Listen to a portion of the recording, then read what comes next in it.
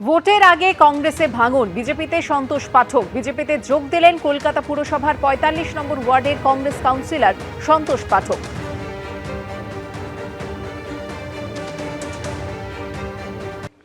প্রার্থী তালিকা ঘোষণা হতেই দিকে দিকে ক্ষোভ বিক্ষোভের ছবি ধরা পড়ছে। পবিত্র করকে প্রার্থী করায় তৃণমূল ছেড়ে বিজেপিতে যোগ দিলেন নন্দীগ্রামে গোকুলনগর গ্রাম পঞ্চায়েতের তৃণমূল সদস্য দেবাশিস দলপতি। অন্যদিকে পলাশীপাড়ায় প্রার্থী পছন্দ না হওয়ায় গণ ইস্তফা দিয়েছেন মণ্ডল সভাপতি, বুথ সভাপতি সহ শতাধিক বিজেপির নেতাকর্মী। ভোটের দিনক্ষণ ঘোষণা হয়ে গেছে, প্রার্থী তালিকা ঘোষণা চলছে। এর মধ্যেই কোথাও প্রার্থী পছন্দ না হওয়ায় ক্ষোভ উগরে দিচ্ছেন কর্মী সমর্থকরা। ভাঙচুর চলছে, তর্কাতর্কি বিক্ষোভ চলছে, তো কোথাও শুরু হয়েছে দলবদলের হিড়িক। নন্দীগ্রামে এবার শুভেন্দু অধিকারীর উল্টো দিকে তৃণমূল প্রার্থী করেছে বিজেপি ছেড়ে আসা পবিত্র করকে। সকালে তৃণমূলে যোগ দিয়ে বিকেলেই টিকিট পেয়েছেন পবিত্র কর। সেই ক্ষোভে এবার তৃণমূল ছেড়ে বিজেপিতে যোগ দিলেন নন্দীগ্রামে গোকুলনগর গ্রাম পঞ্চায়েতের তৃণমূল সদস্য দেবাশিস দলপতি। বিজেপি থেকে তৃণমূলে যোগ করলো পবিত্র কর, উনি এসেই টিকিট পেয়ে গেল। আমরা দীর্ঘদিন লড়াই করে আমাদের কোনো সুযোগ সুবিধা দিচ্ছে না, এই জন্য আমি দল ছাড়ছি।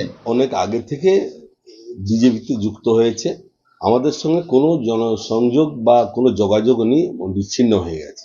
ওই রকমই দু একটা যাবে, আর দু একটা গেলে কি হবে, 10-20টা আসছে আমাদের দলে। অন্যদিকে নদিয়ার পলাশীপাড়ায় প্রার্থী পছন্দ না হওয়ায় গণ ইস্তফা দিলেন মণ্ডল সভাপতি, বুথ সভাপতি সহ শতাধিক বিজেপির নেতাকর্মী। আজকে পলাশীপাড়া বিধানসভার 17 পৌরসভার বিজেপি প্রার্থী যাকে করেছে অনিমা দত্ত, ইনি একদম পুরো রাজনীতি, তার কোনো গ্রহণযোগ্যতা নেই। তাকে কেউ চেনে না, তাকে কেউ জানে না। তাকে গোটা বিধানসভার কর্মীরা তাকে গো ব্যাক স্লোগান দিয়েছে, যেখানে গিয়েছে বিক্ষোভের মুখে পড়েছে। নাটক, এসব নাটক। যে প্রার্থী হতে পারেনি তারা নাটক করছে, তারা দেখাচ্ছে তারা নাকি যোগ্য প্রার্থী। সব মিলিয়ে ভোটের আগে তৃণমূল বিজেপি দুদলেই প্রার্থী নিয়ে অসন্তোষের জেরে অস্বস্তি বাড়ছে। বিটন চক্রবর্তী ও প্রদ্যোৎ সরকারের রিপোর্ট, এবিপি আনন্দ। প্রকাশিত প্রথম দফার সাপ্লিমেন্টারি লিস্ট। জাতীয় নির্বাচন কমিশনের ওয়েবসাইটে প্রকাশিত সাপ্লিমেন্টারি তালিকা। পশ্চিমবঙ্গের সিইওর ওয়েবসাইটেও প্রকাশিত সাপ্লিমেন্টারি লিস্ট। দুটি তালিকা প্রকাশিত হয়েছে, ফাইনাল লিস্ট ও ডিলিশন লিস্ট। বিবেচনাধীন 7,06,675 ভোটারের ভবিষ্যৎ কি? এখনো পর্যন্ত প্রায় 29 লক্ষের নিষ্পত্তি হয়েছে। নির্বাচন কমিশন সূত্রে এমনটাই জানা গেছে। প্রকাশিত হলো প্রথম দফার সাপ্লিমেন্টারি লিস্ট। জাতীয় নির্বাচন কমিশনের ওয়েবসাইটে প্রকাশিত হয়েছে সাপ্লিমেন্টারি তালিকা। পশ্চিমবঙ্গের সিইওর ওয়েবসাইটেও প্রকাশিত সাপ্লিমেন্টারি লিস্ট। দুটি তালিকা প্রকাশিত করা হয়েছে, একটি ফাইনাল লিস্ট ও একটি ডিলিশন লিস্ট। বিবেচনাধীন 7,06,675 জন ভোটারের ভবিষ্যৎ কি হবে? এখনো পর্যন্ত প্রায় 29 লক্ষের নিষ্পত্তি হয়েছে, এমনটাই জানিয়েছে নির্বাচন কমিশন।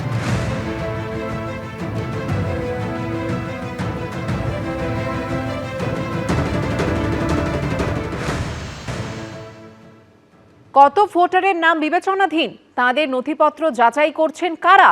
কি নির্দেশ দিয়েছিল সুপ্রিম কোর্ট? প্রথম দফার সাপ্লিমেন্টারি লিস্ট বেরোনোর আগে কোন কোন ধাপে এগিয়েছে এই কাজ, দেখুন। খসড়া তালিকার পর চূড়ান্ত তালিকা প্রকাশ পেয়েছিল, আর এবার এসআইআরে বিবেচনাধীন ভোটারদের প্রথম সাপ্লিমেন্টারি লিস্ট। সুপ্রিম কোর্টের নির্দেশে জুডিশিয়াল অফিসাররা নথিপত্র যাচাই করার পর এই তালিকা 28শে ফেব্রুয়ারি প্রকাশিত হয়েছিল চূড়ান্ত ভোটার তালিকা, যেখানে 63,66,952 জনের নাম বাদ যাওয়ার পাশাপাশি 60,06,675 জনের নাম ছিল বিবেচনাধীন, অর্থাৎ আন্ডার অ্যাডজুডিকেশনের তালিকায় কার নাম বাদ আর কার নাম বিবেচনাধীন তা চূড়ান্ত ভোটার তালিকাতেও স্পষ্ট করে দেওয়া হয়। জেলা ভিত্তিক তথ্য ধরলে বিবেচনাধীন ভোটার তালিকার শীর্ষে ছিল মুর্শিদাবাদ 11,01,145। মালদায় বিবেচনাধীন ভোটার 8 লক্ষের কিছু বেশি। মুর্শিদাবাদ মালদার পরেই 2 24 পরগনা। উত্তর 24 পরগনায় প্রায় 6 লক্ষ। দক্ষিণ 24 পরগনায় বিবেচনাধীন 5,22,042 জন। উত্তর দিনাজপুরের সংখ্যাটা প্রায় 5 লক্ষ। পূর্ব বর্ধমানে 3.5 লক্ষের বেশি। ভোটার লিস্ট চূড়ান্ত না করে ভোট হতে পারে না। ইলেকশন কমিশন হড়বড় করলে তো হবে না। 1 মাস পরে হলে কি মহাভারত অশুদ্ধ হবে? বাংলার মুখ্যমন্ত্রীকে আমি আগেও বলেছি, আজও বলছি, আপনি সুপ্রিম কোর্ট যান, দরকার হলে আপনি এইভাবে যদি মানুষের ভোটের অধিকার কেড়ে নিয়ে ভোট হয়, তাহলে সেই ভোট বয়কট করার আহ্বান জানান।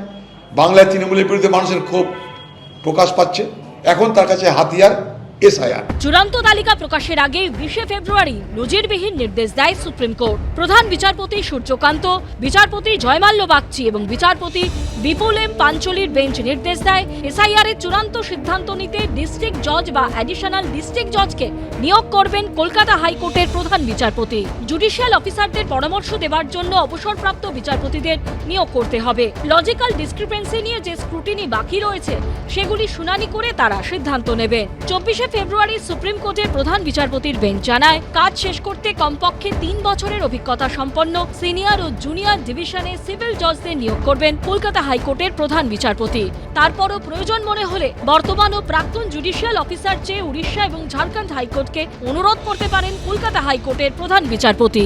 নির্বাচন কমিশন সূত্রে খবর, সুপ্রিম কোর্টের নির্দেশ মতো বিবেচনাধীন ভোটারদের নথিপত্র যাচাই করে দেখেছেন এই রাজ্যের 501 জন জুডিশিয়াল অফিসার। পাশাপাশি উড়িষ্যা ঝাড়খণ্ড থেকে আসেন আরো 200 জন জুডিশিয়াল অফিসার। তাদের বিবেচনার পর ভোটারদের প্রথম সাপ্লিমেন্টারি লিস্ট। জেনুইন ভোটার যেন বাদ না থাকেন। ইলেকশন কমিশন এই যে নাটক করে বলছেন আইন শৃঙ্খলা অমুক তমুক, দেখুন আইন শৃঙ্খলা তো ঠিকঠাক ছিল, ভালো ছিল।